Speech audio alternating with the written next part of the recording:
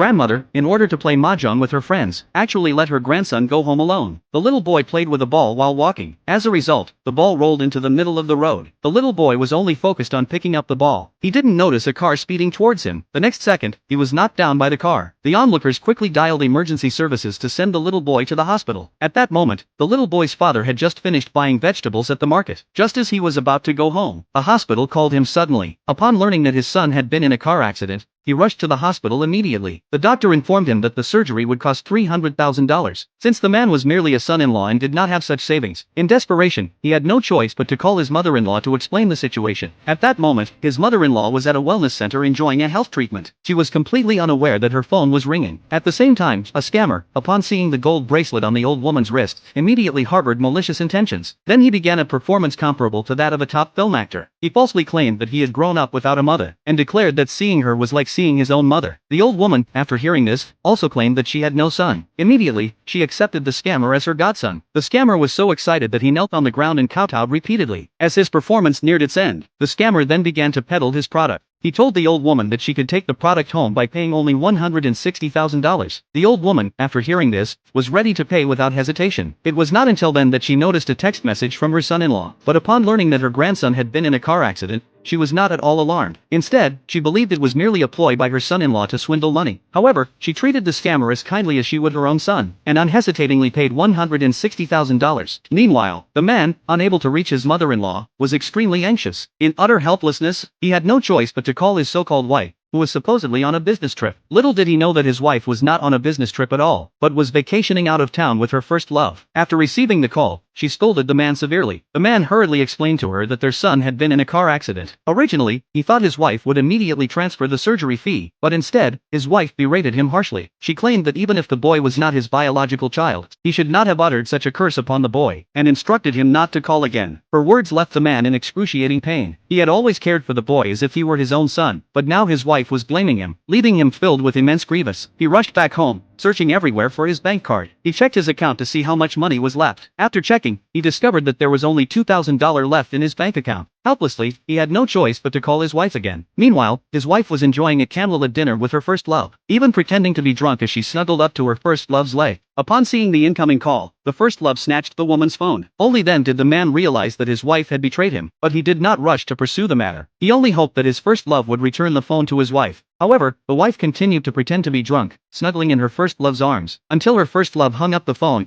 after which the woman slowly sat up straight. At the same time, the old woman noticed that it was getting late, and she intended to call her grandson to ask if he had arrived home safely, but she found that no one was answering the phone.